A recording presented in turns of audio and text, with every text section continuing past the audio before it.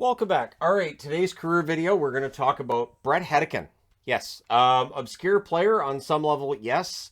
You've likely seen him on broadcasts, though, especially if you're a San Jose fan or this kind of thing. So Bret Hedican was a number 198 pick in 1988. And so not a lot expected of the 198th pick that year.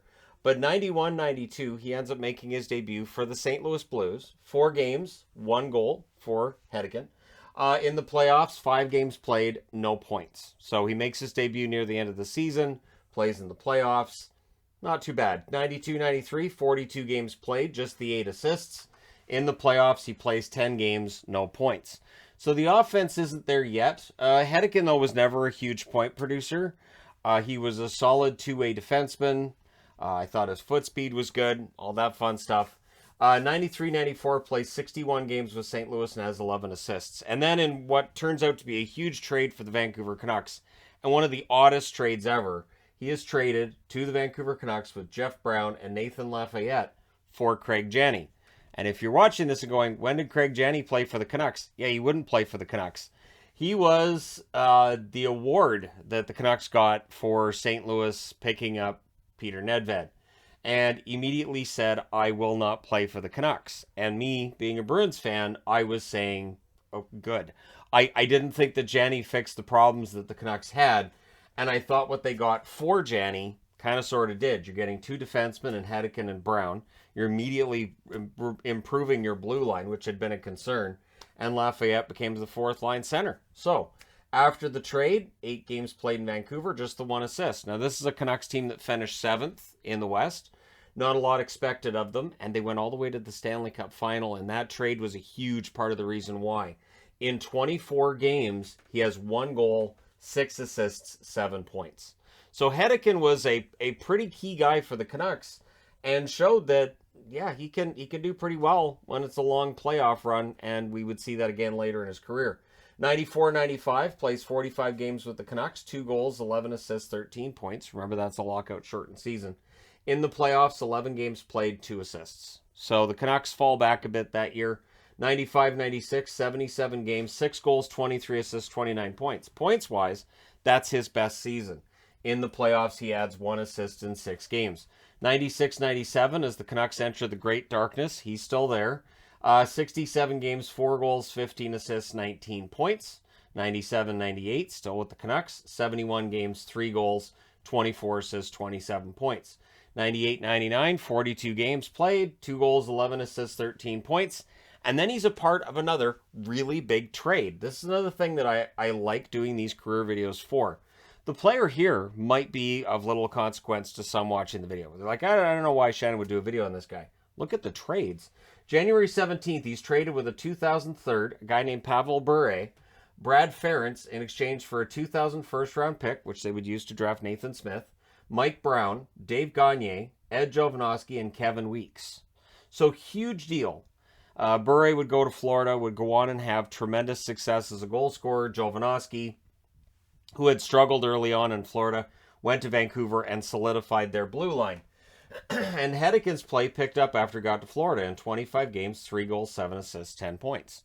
99-2000, still playing for Florida, 76 games, 6 goals, 19 assists, 25 points. In the playoffs, he played 4 games, no points recorded there. 2000-2001, 70 games played, 5 goals, 15 assists, 20 points.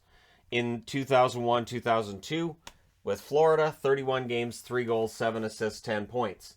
And then he's traded again. January 16th, he's traded with Kevin Adams, GM, Thomas Malik in exchange for Sandis Ozolinsh, who I've done a video on before, and Byron Ritchie. So pretty big trade there.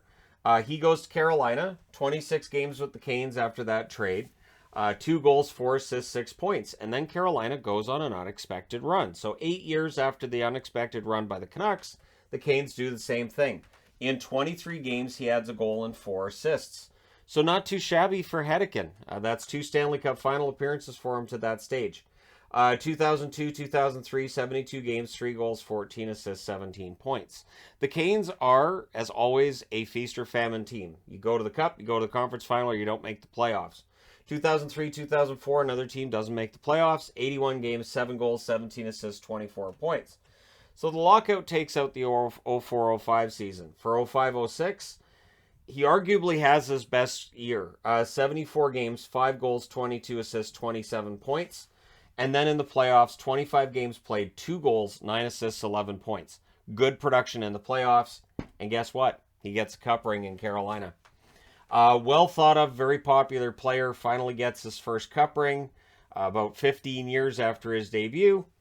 Not too shabby. 06-07, 50 games played, just 10 assists. And as I said, it's feast or famine with the Hurricanes, so they don't make the playoffs that year. 07-08, his final year with Carolina. 66 games, 2 goals, 15 assists, 17 points. So his contract expires in Carolina. On October 23rd of 2008, he signs as an unrestricted free agent with the Anaheim Ducks. 51 games played for the Ducks that year, 1 goal, 5 assists, 6 points. And then on September 16th of 2009, he did announce his retirement. As I said, though, he did stay in California, and good on him. American-born player and all that.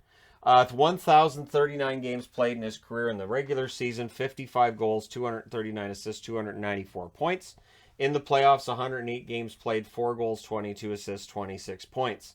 So for Hedican, it's a very, very successful career for a guy who's a very late draft pick. He did play for the American team in the 1992 and 2006 Olympic Games. So that's kind of a key thing there for him.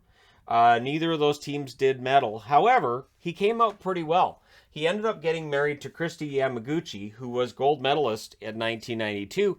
Maybe that's how they met. Maybe she's got her gold medal and he taps her on the shoulder and goes, "Excuse me, miss, I understand you're the gold medal winner. My team was, I believe, 8th in the tournament. Can you help me understand how to win a gold medal?" And it turns into a date, and there you go. Now they're married. They got married in 2000, and they have 2 daughters. So it's a good story, and Bret Hedican's career in general is a good story and an example of how some players who we might not consider to be of consequence have very interesting careers, and sometimes they're parts of multiple large trades across their career. Let me know your thoughts in the comments section below. As always, don't forget to hit like and subscribe if you're browsing your way through, you just happen upon this video. Thank you guys so much for watching, for all your support. I will talk to you again soon.